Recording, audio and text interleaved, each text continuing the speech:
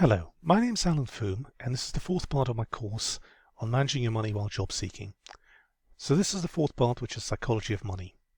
So psychology and personality and our experiences shape our attitudes to behavior with regards to finance.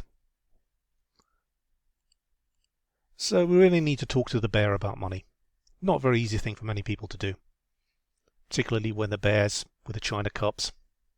But the people are smiling, so that's good. So what does money mean to you? So this is Maslow's hierarchy of needs. This is something which we all have seen before.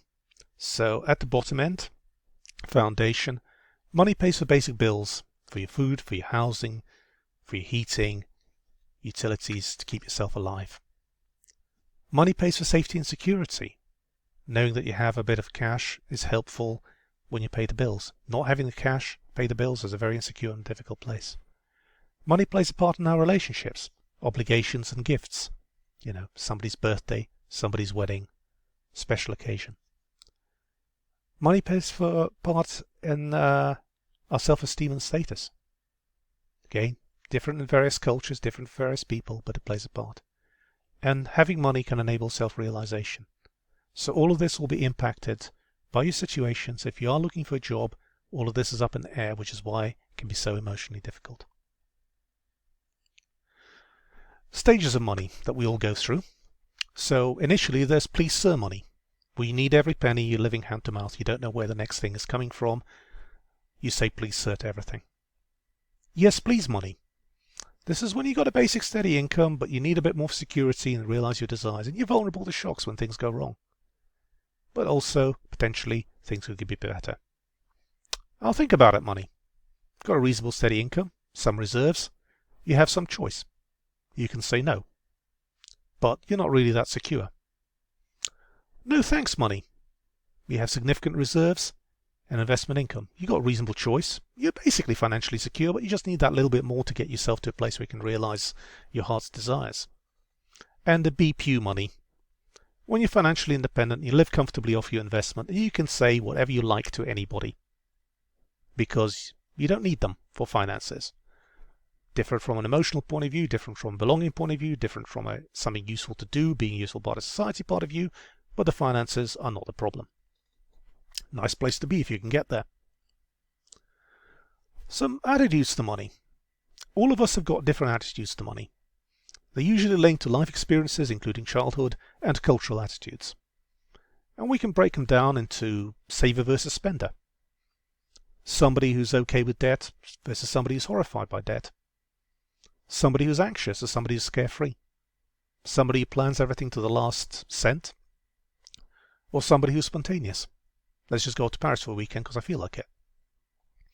Somebody who's a risky investor, who'd put their money on AIM stocks or Bitcoin or something else like that, or somebody who's a cautious investor that basically puts all their money into the bank or the building society with a few blue chip shares thrown in. Ooh, it's a bit careful.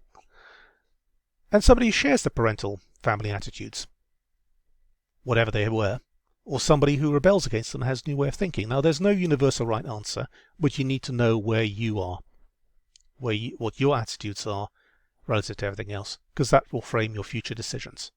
No right answer, but there's a right answer for you. So the first one is saver versus spender. Now, we've heard the thing, I'm thrifty, you're economical, she is stingy. Again, or I am generous, you like living well, he's a splurger. So, no right answer, just what you are. So why do you spend? Fun, status, self-validation. Or why do you save? Security, future plans, or inner status. If you've got a substantial amount at the bank, no one can see it. It's not like having a Jaguar on your drive, but it may make you feel quite comfortable. Somebody who's okay with debt or horrified by debt. Again, there's a big cultural thing within that because certain cultural groups, ethnic groups, religious groups are very anti-debt, whereas others are much less so.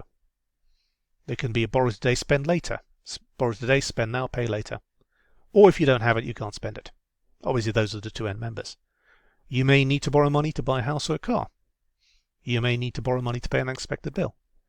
But, and this is where I'm going to get a little bit prejudicial, why borrow money for pleasure, for stuff you don't really need, to impress people you don't really know? Okay, end of prejudice. So somebody who's money anxious versus money carefree. And it's very dependent on your personality. There's within the big five personality factors, there's something called neuroticism. I don't like that word, but it's somebody who worries a lot. And they can cope with it in various different ways. But if you worry about most things, money is going to be one of the things you worry about. If you're somebody who just doesn't worry, well, you're not going to worry. It's what you are. Not much you can really do about it, but you need to manage it. So some folk have natural high anxiety levels, where some people feel something's good about to happen. Just the way you are. Nothing right or wrong with either of them. Planner versus spontaneous. Some people plan. Some people have Gantt charts, some people have giant spreadsheets, etc. Others are spur of the moment. But unfortunately, plans tend to not survive intact when they meet reality, so you need some flexibility within that.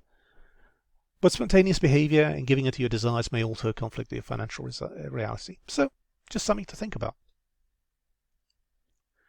Risky investor versus cautious investor. Some people like to take a lot of risk, others tend to be less so. Now, one danger to worry about, particularly for people who've worked in an organization for a long time, they may have a concentration of wealth in one share. Now, that may be great if the company's doing well, less so if the company's in trouble. So, whether to diversify, put some of that aside elsewhere. Now, selling shares may have impacts on capital gains tax, so that's something you need to think about. So, equities versus cash bond. Now, shares tend to have had slightly higher returns overall, but a lot more volatility. With cash and bonds, you have some extent of inflation. Again, something to think about. Blue chip versus small cap. Now, in the UK, there's FTSE, but obviously there's the Dow Jones Industrial Average versus Nasdaq. Again, small caps can rise spectacularly, or they can be wiped out spectacularly. But being a blue chip doesn't necessarily guarantee that you will be doing that great either.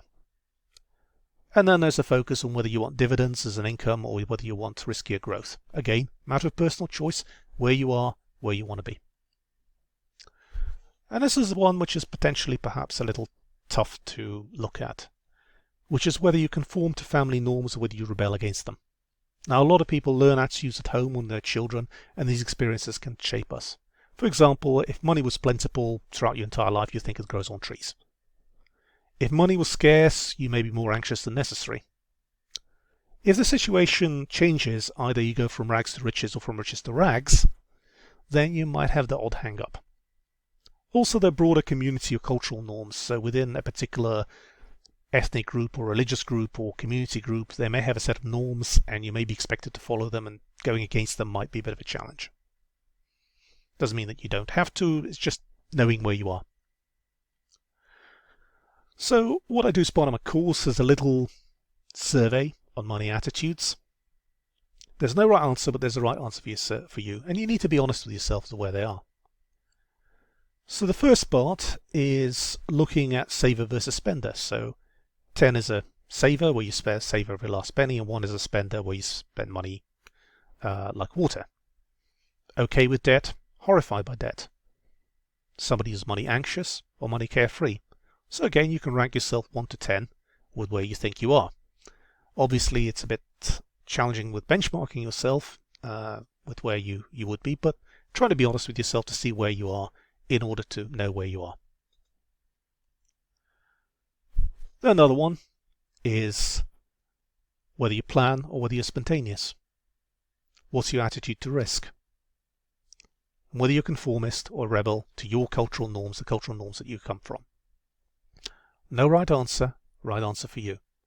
But it's a way to be honest with yourself to see where you are.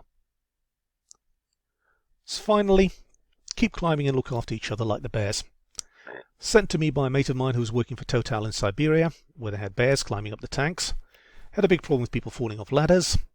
So the bears are not wearing safety harness, they're not wearing proper footwear, and they're climbing in tandem, so if one of them falls another one. That's not a good thing.